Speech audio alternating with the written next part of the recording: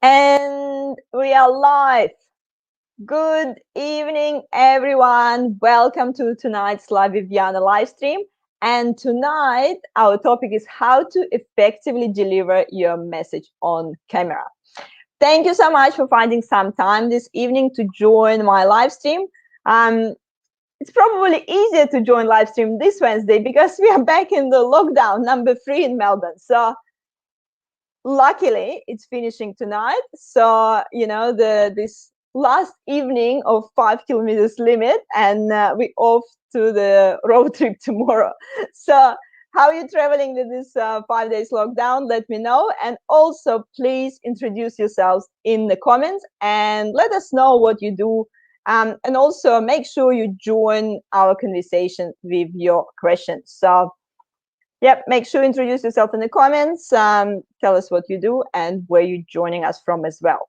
So if you're new to my show, I'm Yana Martins and I'm video conference coach, and I help my clients to overcome camera phobia so they can connect with their professional community online through the power of the video.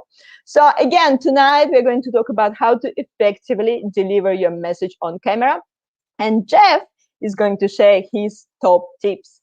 As the world is changing, these days, finding yourself in front of a camera is,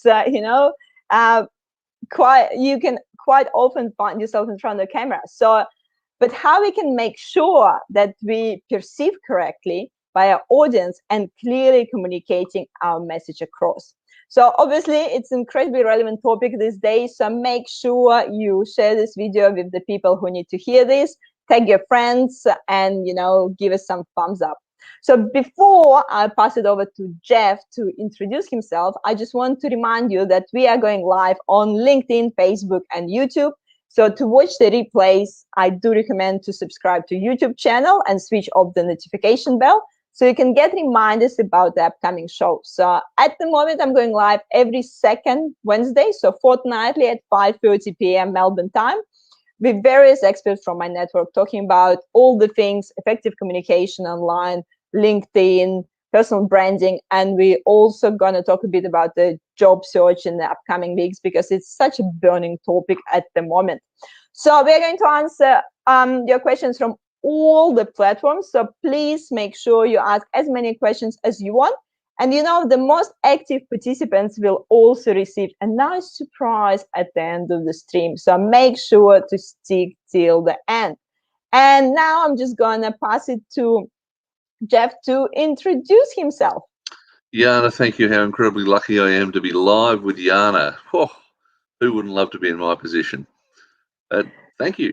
I'll introduce myself. I'm Jeff Sly. I run an organisation known as Sly Media, and part of what my company does is try to help people feel comfortable in front of the camera and effectively deliver their message.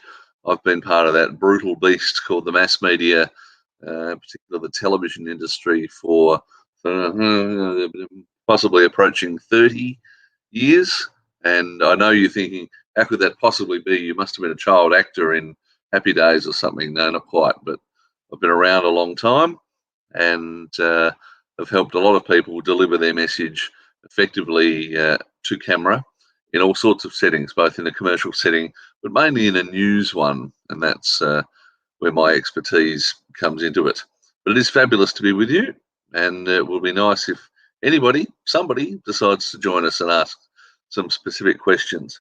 But we have a couple of things to start with, and you touched on it earlier, Yana, and that is about something really that you're blessed with, and that's having a nice, easy conversational voice to start with. Do you want to tell me your thoughts on whether people should put on a broadcast voice or should simply rely on what God gave them?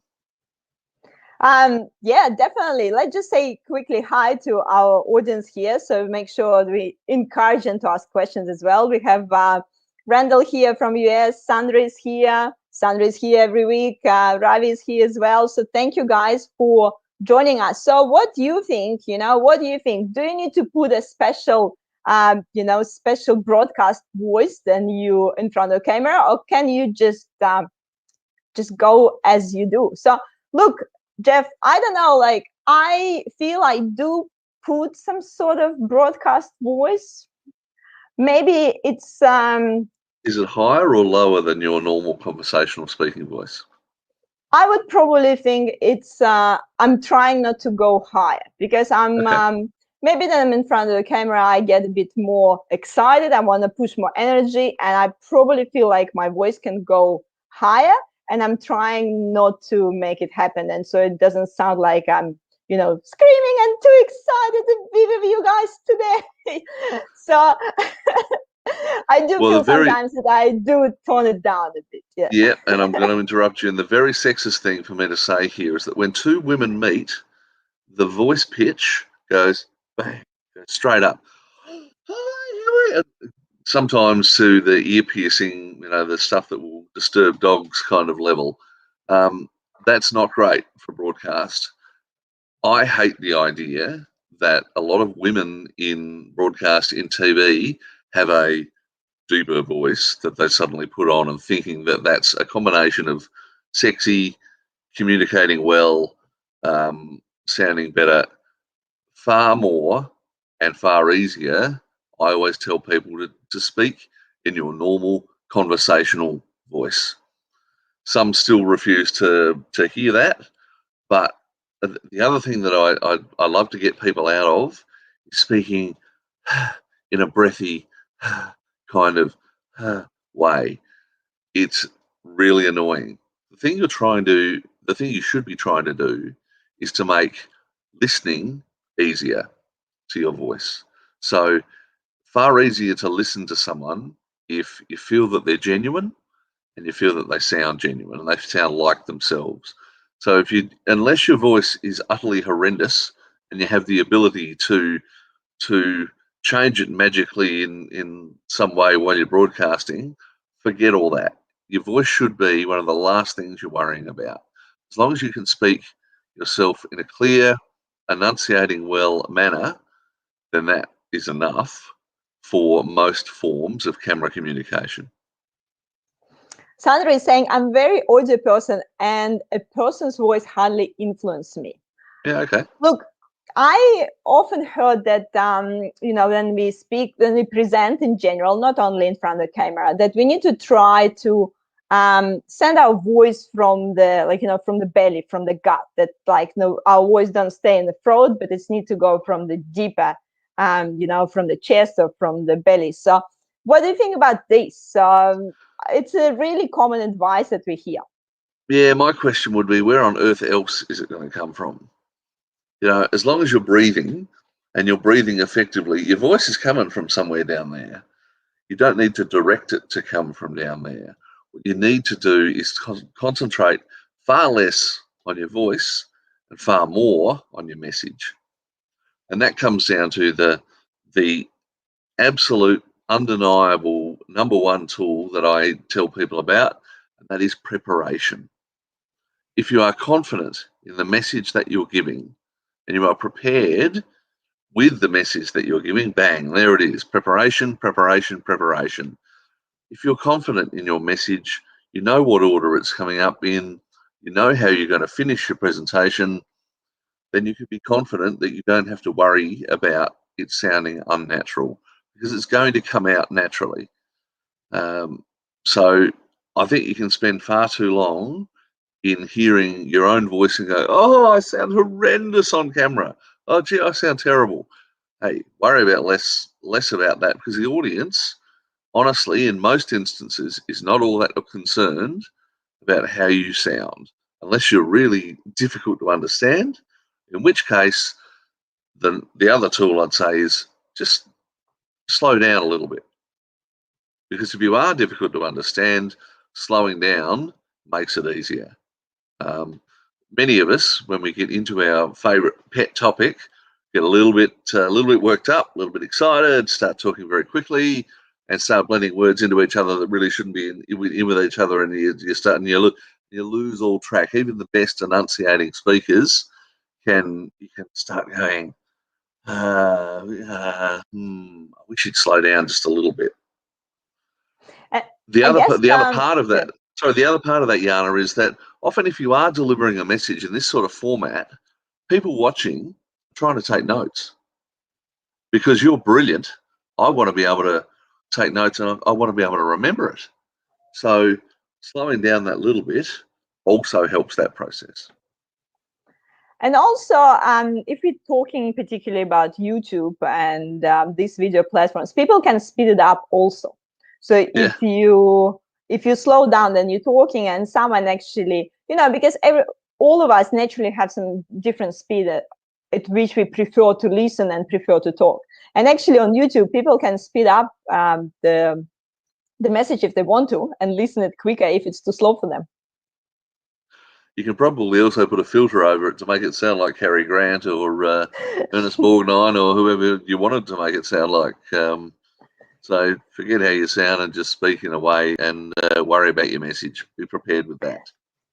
And I guess you did mention before that a lot of people do hate how they sound on the video. But I always say this is just a matter of, me exposure. So as more we expose to something, as more we like it. I have never met one person in my life yet who heard the recorded voice for the first time and loved it. So it's unusual. That's why we cringe. As soon as you see something unusual or, exposed to something unusual, you will cringe always. So when you hear your recorded voice for the first time, it's only human to cringe because you never heard it from outside before. And simple me exposure effect, as more you listen to it back, as more you expose it, as more you like it. So if you don't like your recorded voice, it's absolutely normal. Just need to listen and listen. There are physiological reasons for it. If I'm listening to my voice recorded for the first time, I've actually never heard that before. Because when I'm hearing my voice, I'm hearing the vibration within my head coming from via the tiny bones in my inner ear, coming there through the vibration from here. I'm not hearing it as you hear my voice. So hearing it for the first time is often a shock to people. They say, I don't really sound like that. How many times have you heard that? I don't sound like that. Gee, I actually sound better than that in my head. Well, most people go, oh, that's far worse than I've ever heard myself sound. Oh, I can't possibly sound that bad. Well, actually, hate to break it to you, buddy, but we all do. It's not the voice that you grew up listening to of yourself inside your head. Sometimes it's a bit like you've read your favourite book and they make a movie of it and you think, hang on, that character doesn't look or sound like that. That's weird. That's nothing like I pictured it. A little bit the same. As I say, Forget about how you sound. Think about your message. And actually, I want to ask you guys who's listening to us tonight, how did you react that you heard your recorded voice for the first time? Do you remember that exciting moment? Because, I didn't grow up with mobile phones. And first time I probably heard it on the tape, and it didn't on the tape, it didn't sound any like closer to me. I just completely didn't recognize it. I was like completely like, what, me? No, can't be that. But I guess now the new generation, they so used to send like, voice messages, WhatsApp voice messages. So you can actually hear your voice recorded more often than, the older generation. Yeah, it was far more unusual for me to do that. I was on air on television at 18. So I was a sports presenter at 18 on a news television show in a beautiful place called Mount Gambier. And it wasn't my voice that shocked me when I first saw myself on television. It was the movement of my eyebrows. They were absolutely out of control with expression, my eyebrows. And it was something that I taught myself to control. And it didn't take long because I was so embarrassed about how accentuated my eyebrows were, looking shocked at and the Warriors softball club has won by 57 runs to 16. And that was just something that a little bit of self-criticism, looking back at how I looked. It wasn't the voice that concerned me at all. I was thinking, my goodness, how can people continue to tune in to watch that when your eyebrows are out of control? Thankfully, in the 50 years since, or how many years it's been, they've managed to calm down a little. Look, there is also bonus with not moving your eyebrows. You can save on the Botox as well. Yes, exactly. I've saved a fortune on Botox over the years. So, you know, guys, if you think your eyebrows all over the place, stop moving it, save on Botox, and look more presentable on the camera. So double win. Bingo. That's the way it's done. So No one's willing to share their first experience on camera and how bad it was. Gee. Oh. So come on, guys. Yes. Maybe it's not just about the voice, but maybe did you have any bad experience before in front of the camera? So it could be any situation.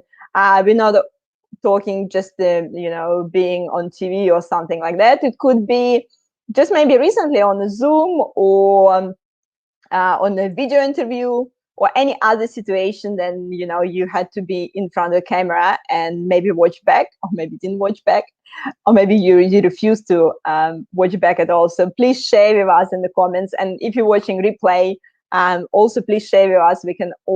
We would love to see some stories. So yeah, we'd love to hear the bad stuff you've done in your life. The big one these days, so often for people, is things in the background of the shot that you hadn't intended to be there. You set up your shot, that you moved a little and didn't realise that there's something incriminating sitting on the table behind you. I conveniently have the advertising poster for my book just here, just in case someone with really good eyes can read it and decide to get online and buy a copy. But there are horror stories of people who, let's say in Jana's shot, there's something sitting on the shelf there right next to the beautiful picture of Hawaii that she hadn't intended to tell people. Maybe yesterday's dessert is still sitting up there half finished or stuff like that. And again, that comes down to preparation, just having a look first at what actually is in the shot before I decide that I'm going to broadcast it to the world and everyone who's in it. We have actually few comments coming out. I was shocked to hear my voice for the first time. I fish a lot, which doesn't look good on camera. And maybe that comes down. I was fine on take 73, David saying. Good on you, David.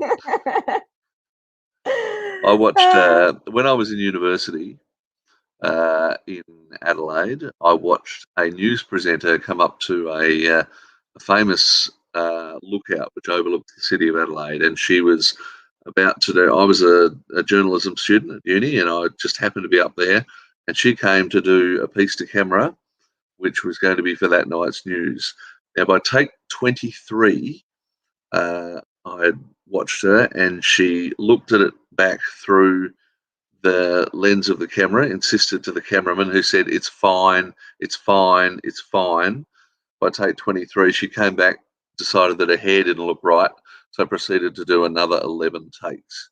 So take 73 perhaps isn't that bad, David. At that stage, I thought if I ever do that, and a camera is still alive and still willing to drive me back to the station, then that will have been a major achievement.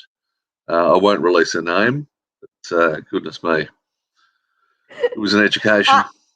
I believe when you're filming a video, if you take more than 10 takes, you definitely should take a break. So like seven probably the magic number. Never take more than 7 takes, because after that you truly start forgetting what you said, what you didn't said, what was okay, what wasn't okay. So if you did a 7 takes and you're not happy with them, take the break, or film a different video, or just you know, go have a, I know, coffee, tea, whatever, glass of water, and come back later, because you know, your brain is not processing it anymore.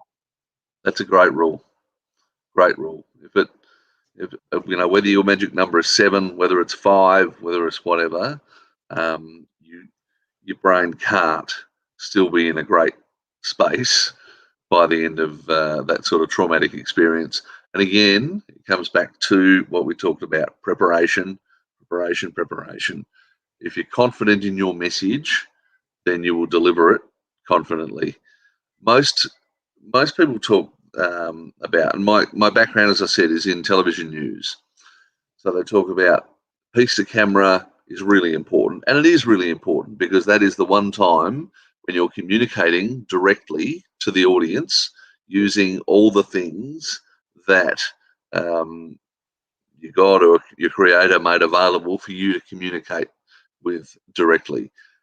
And it is really important. But scripting it to the nth degree doesn't work for most people. As long as you're confident in the message and you're confident in the legalities of what you're saying, which is very important these days, the same thing holds true in a social media platform, any camera platform you're talking about.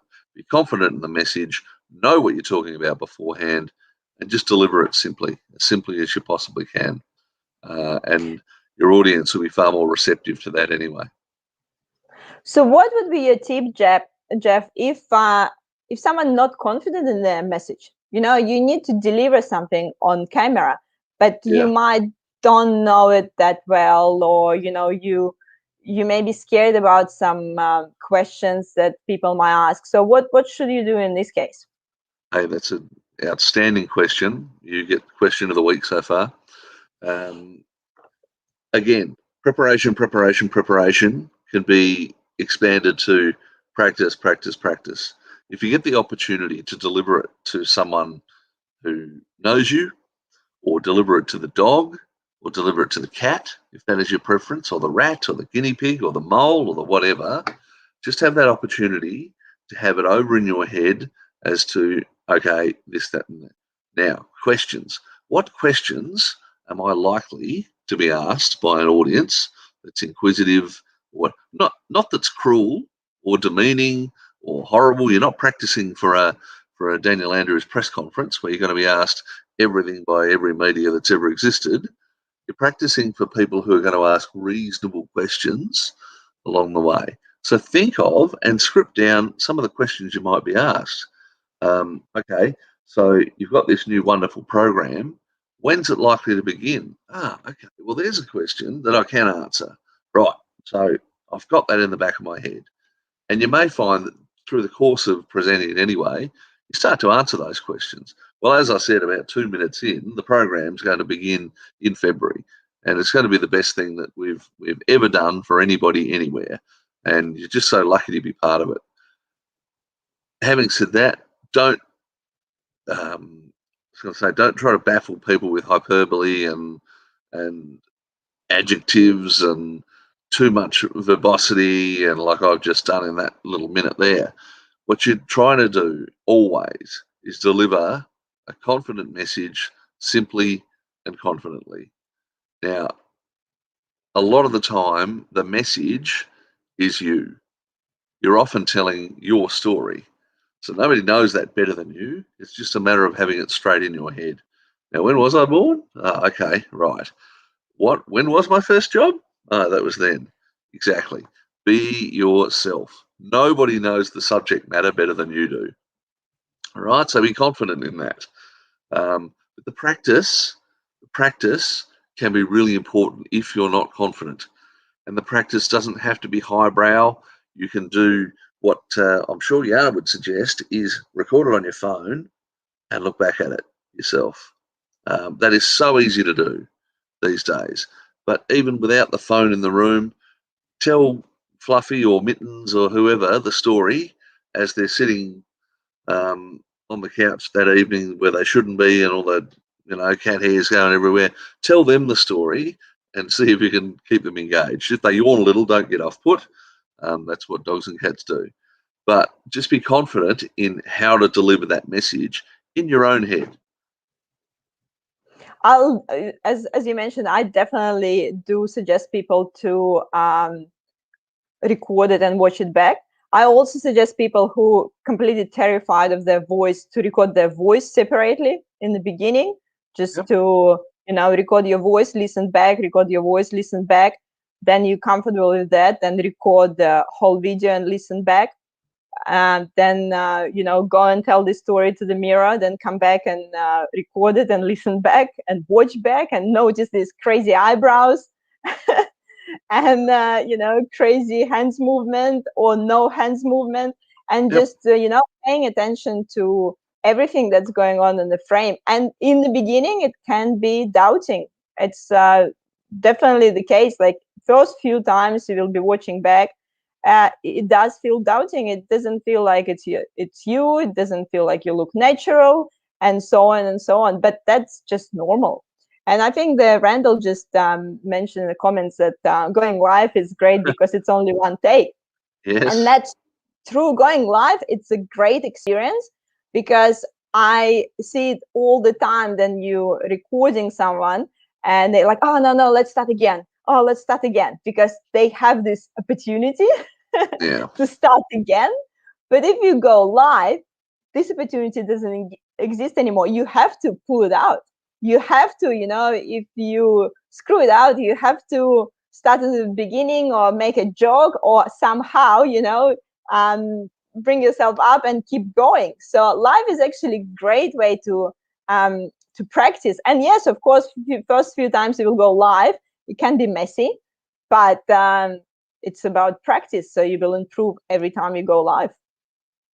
The other thing I'd say to you is when you're looking at things back, looking back at a recording of yourself, be gentle.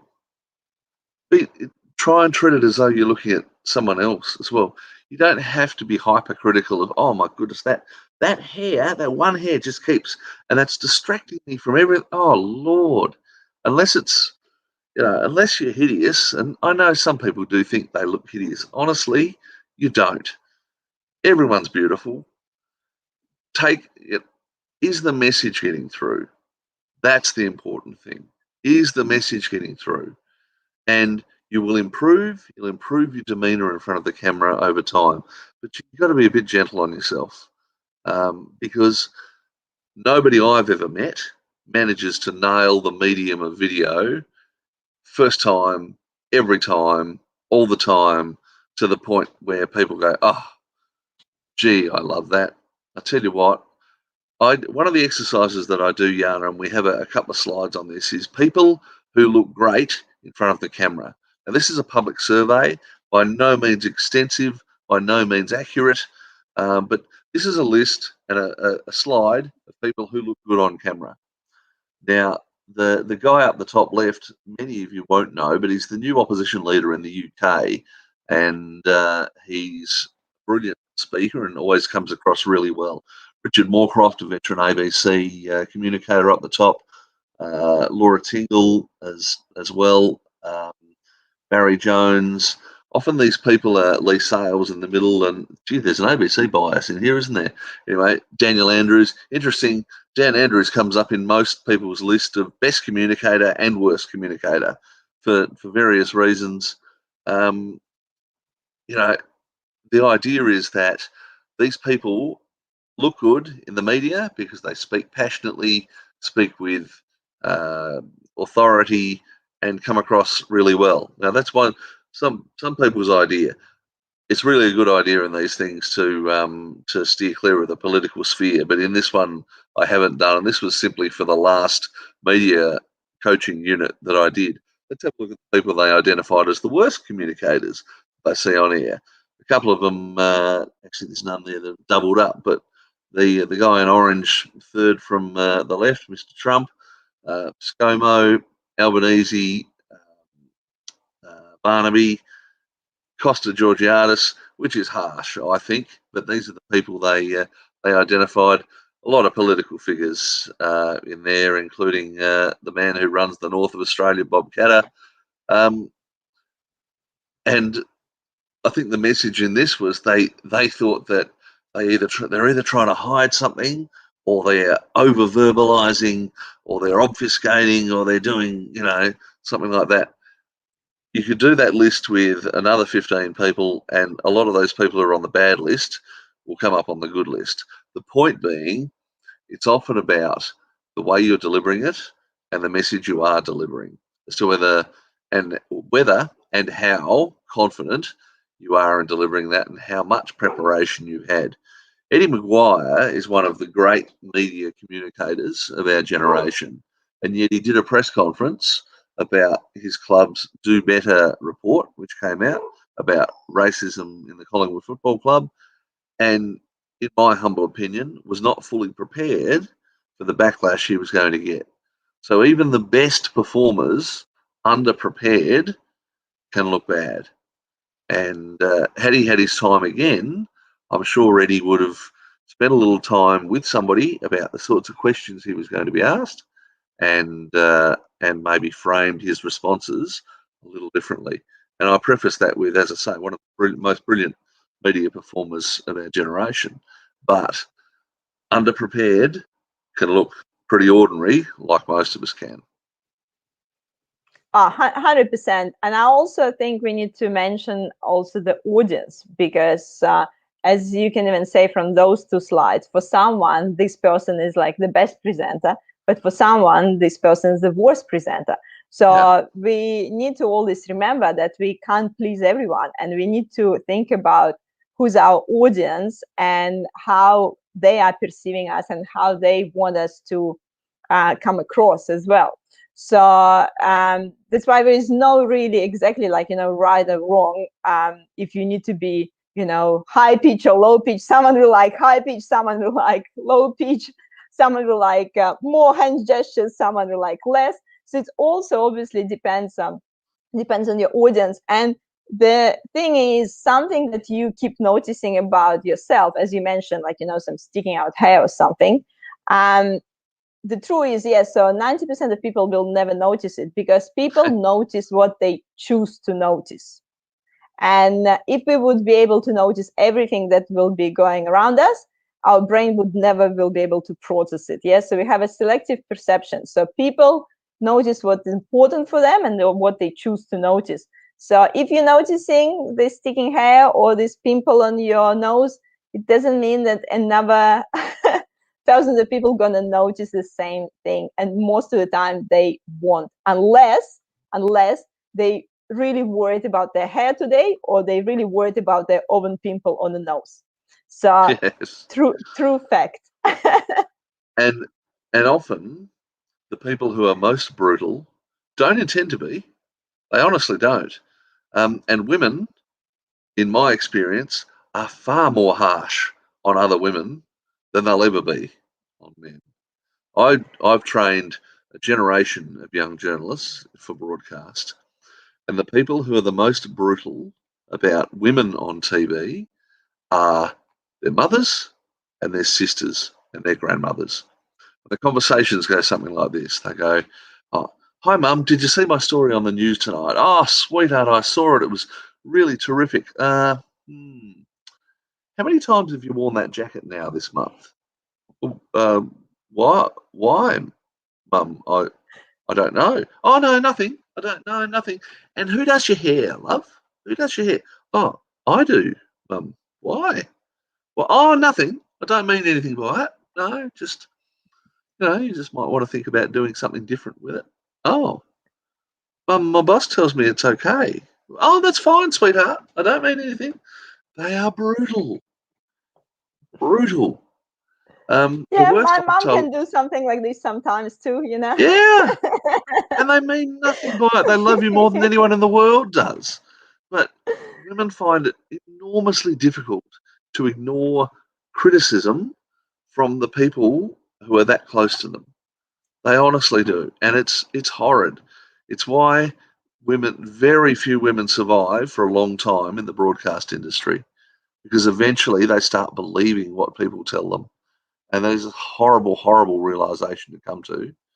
And then the ones who are most comfortable in themselves and have a long career, including a gem of a woman I work with called Jennifer Kite, who's an outstanding newsreader, they are comfortable with themselves. She's comfortable with herself. And so then she can worry about the message. And when she delivers the message, it's believable. Look, and there are actually a few things I guess I want to add to it. I guess there's definitely 100% there is a difference between males and females in front of the camera. That's we can always notice it. So, but there is a few things there. There is not many people actually talk about, but I do believe that the biggest discrimination in this planet is actually discrimination by physical attractiveness. Yeah. Yes, we discriminate by nationality, gender and so on, but the biggest discrimination is actually by physical attractiveness. There is a difference between I don't know, cute Asian woman, or I don't know, like ugly ugly black guy, Oh, so yeah. it's, what I mean, so it's, or if it's a cute black woman, I'm talking probably, I'm politically incorrect now, but the point is, often how, if we perceive the person attractive or not, it's actually influenced more than their like nationality or gender or something like this, and we completely disregard it a lot of times. So obviously that's reflect on women more, because women judge by physical attractiveness more often than men as well.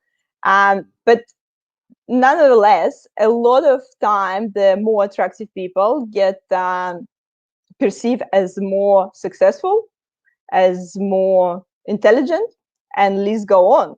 So it's a quite, it's a pretty big topic if we're gonna dig deeper. See, But I knew, Jana, if you invited me on your podcast, I could get you to say something controversial and get you taken off air. Hey, you gave me one chance. So yeah, like I do see it in the women more often, but as you said, it's all about actually being confident with yourself, and actually stop being influenced by the judgments by other people. And the easiest way to stop being worried about being judged is actually stop judging others. So those moms who constantly saying that you need to fix your hair, they are the ones that actually constantly worried about their own hair. Yeah, and it's mind you, if we could fix that, we could probably make more money than if we come up with the best vaccine for coronavirus. It's a societal thing, but it comes back to, again, what we talked about: be prepared and be confident in the preparation of your message. People are there and they will judge the peripheral things around you, and that's human nature. But what you're trying to do is to make sure that your message is heard, and that your message is succinct and clear, and you're confident in delivering it. If you're confident in delivering your message, you can deliver anything. But again, it takes practice, it takes preparation, and it takes some of that magic powder that Jana just alluded to, and that's confidence. And if you have that confidence, you can do that magic thing like fake it till you make it, or bluff, or whatever. But with a bit of confidence and confidence and belief in your message, then it makes it far easier to deliver. Yep, definitely. Are we losing you, Jeff? Is your internet connection? Oh no, you're back. Oh, it's good. Yeah, no, Just you froze for a second there. up and down. It looks like it. Just the way my eyebrows move up and down. It looks like a VU meter in the old days. The old audio technicians will know what I'm talking about. Okay, so we are getting to like almost 40 minutes mark in our live stream. So let's try to wrap it up a bit. Obviously, I guess, guys, as you notice, our main message is being yourself. I know it's really, it is a general advice in the way, being yourself, and you hear it so many times. But it is around this. It's about actually being present. Yeah, it's all about being present. It's not trying hard to impress someone, and not overthinking about, oh my God, what other people gonna think. It's believing in your message and thinking about what you're trying to get across to your audience. And you touched momentarily there, Jana, and you did about 5 minutes ago too, on structuring to your audience. It's no good trying to deliver the same speech you would deliver to, a Fortune 500 company to your kid's grade 5 class, because I tell you, you're going to lose them pretty quick.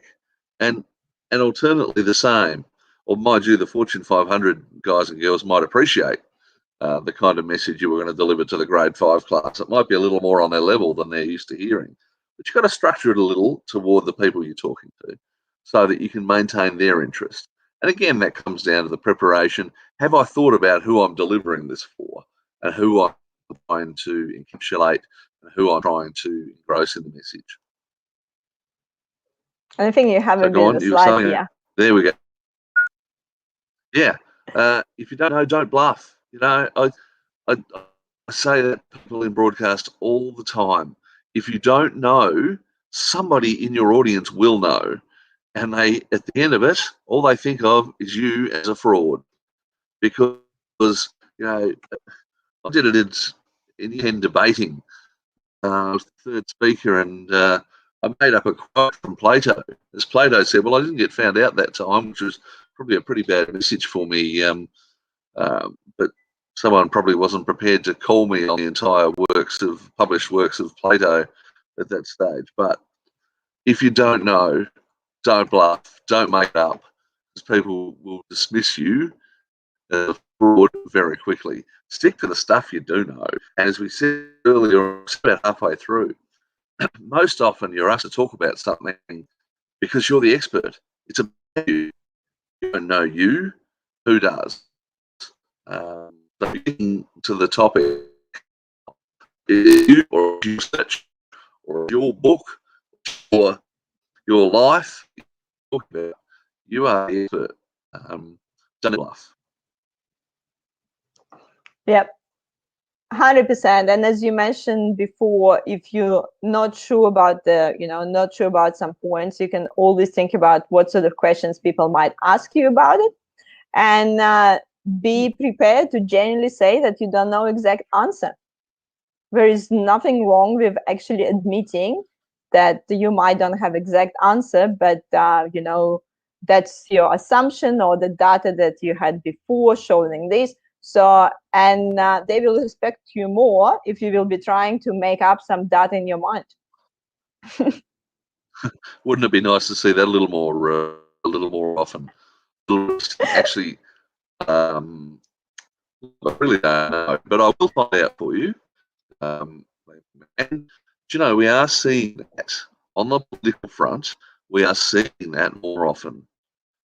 Because people are looking for those gotcha moments. They're looking for the 5-minute answer where you didn't actually say anything, and that wasn't anywhere near the question that I asked. More and more political leaders are saying, "Hey, I don't actually know that. I'll get on notice and I'll find out for you, and I'll get my people to sort you out." Hey, again, that can be a bluffing and a stalling exercise. I prefer to give wonderful politicians of all persuasions the benefit of the doubt that maybe they're sick of being portrayed as people who really should know and answering questions properly. I've lost you for a second. You there? Oh, how's the internet connection, Jeff? Let's. I think it's all right. Maybe a bit warm. Maybe it's my internet Let's connection. Keep going. Let's go through the. Who knows? So guys, any final questions? So we want to wrap it up before 45 minutes mark. So any final questions to Jeff? So you have someone who's been on TV for 30 years, so that's your chance to ask the questions regarding the delivering your message in front of the camera. So final questions from the audience. And also remember, for those who are sticking to the end, there is a little giveaway. So if you will ask some interesting questions right now, you also have a chance to get a little giveaway from us tonight. And while you're thinking about your question to Jeff, I just wanted to remind you that I'm going live fortnightly at the moment. So every second Wednesday at 5:30 p.m. And for the next few weeks, I'm slightly shifting my topic towards the job search and career change, because it's just been so much, talking about it. So such a burning topics at the moment. We can see how last year, for a lot of people, it's been the reality of changing your career and learning new skills.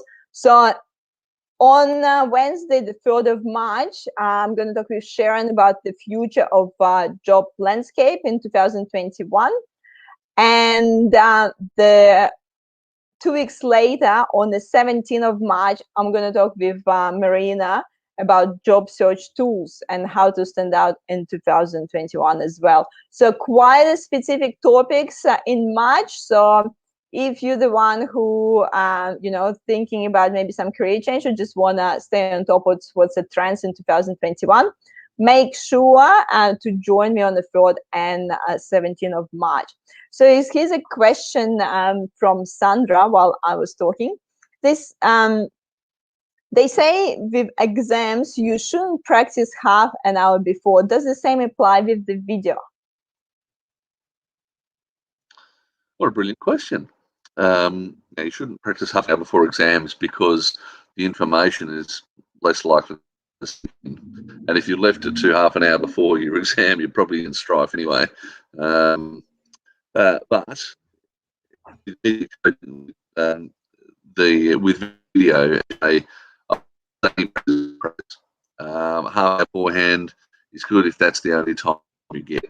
Sometimes it is. Media organisation has called you and would like to do an interview in 40 minutes. Can you grab a colleague, spend half an hour just brainstorming what sort of questions you might be asked?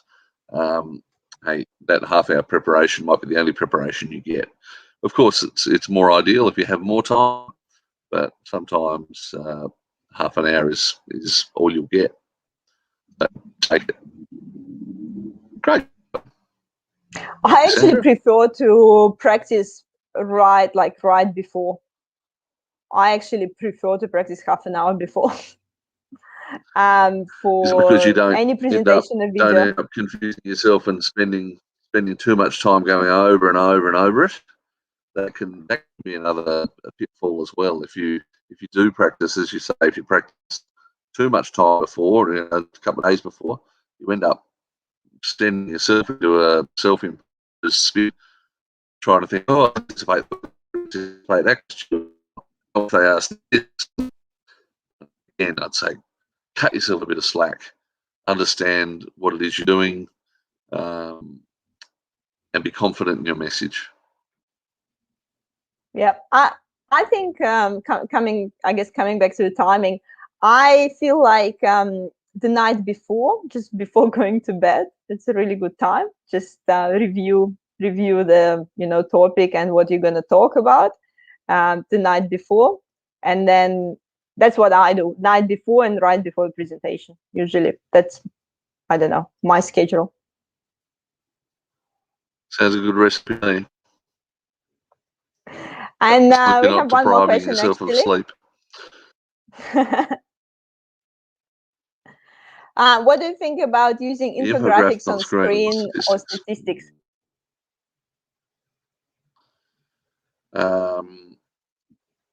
Yeah, I love it. If for nothing else, then it can break up sound of one word, but just statistics, damn lies, and statistics. You can pull them out of whatever orifice you like to prove anything, as long as they're relevant, as long as they go to the point that you're trying to make. Fantastic. But if you're going to invent quotes from Plato, you better have something to back it up with. But yeah, infographics only in so much as we're all engrossed in visual media. Now, most of the thing we're talking about is a visual medium that we're presenting over. And if you can show graphics or statistics in a visual sense, it makes your message far more believable and far more consumable. And that's what you're after. Again, down to your audience. Who's my audience? If I'm making a graphic for grade 5, I better not make it all black and white. It's got to be green and yellow and red and active and demonstrate precisely the point that I'm trying to make. For example, like infographic like this. Yes. Try to relax. Perhaps this guy. relax when you present. And again, this is about our audience. If you show that graphic in some Asian country, it's enormously insulting to show them of your shoe to audiences in those areas. Now that graphic can be as bad as showing, European countries, someone with their pants down. Showing the bottom of your foot to an audience in certain countries is really offensive. So again, know your audience for you present.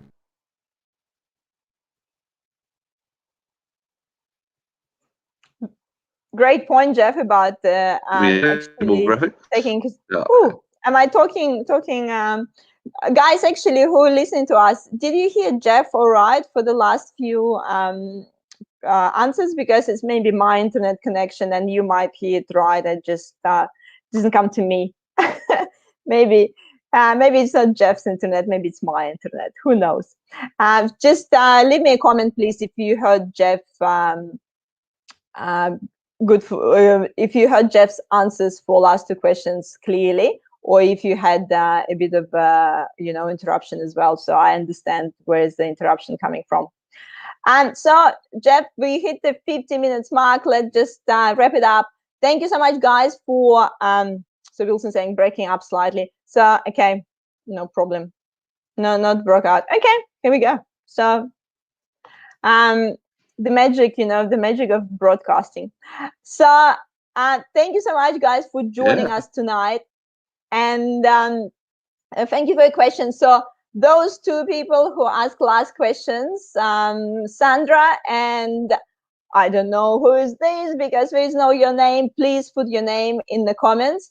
I'm going to contact you. I'm going to contact you after this live stream, and as the thank you for your participation tonight, you get a half an hour video confidence session with me. So you can ask all your questions, all your further questions one-on-one with me. Just I'll contact you after, or just contact me on the LinkedIn, or if you're on the YouTube, just send me a message, and we can book a half an hour call, and I'll reply to all your further questions if you want to explore more, regarding infographics and visuals for the screen and so on. So happy to answer these questions one-on-one. So Sandra and check in whatever one. Please put your name in the comments so I can get in touch with you. Member of Craig McLaughlin's old band, Check 1 2. Is this the lead guitarist or Check In 1? Very nice. Hey, folks, Jana, thank you so much, and I would recommend that people get in contact with you if they need that sort of help. If you need the sort of broadcast help that you think I can provide, then have a look at slymedia.com, which is my website, and I do media coaching across Victoria, and now, of course, we can do it all over the world via the online wonderful platforms that we have available. So please don't hesitate to get in touch. And Jana, thank you so much for your time. So the best way to connect with you through the email or LinkedIn, where usually you are the most responsive? On LinkedIn, I'm not especially responsive on LinkedIn. I am on email. So I'm at well, very simply you can as media coaching at media.com.au, but otherwise you'll find an email address at the Sly Media website as well. Perfect. Thank you so much, Jeff, for your time. So I think Keith. So now we know the name of our winner. Thank you, Keith. Keith, the guitarist from Check 1 2. Keith, please, if you can message me on LinkedIn, that will be easy. If not, just let's connect through YouTube, or you can send me email as well. Sandra is connecting with you, Jeff, so she's already sent you a friend request on LinkedIn. So thank you again, Jeff, for all your time. Thank you so much for all your tips. I'll hope we'll hear from you again in the near future. All the best with your camera coaching as well. And I'll put all your details in the comments as well, so people can find the link to your website once we finish the show. You're a wonderful person. Thank you. Thank you so much. Thank you, guys. I'll see you on the 3rd of March.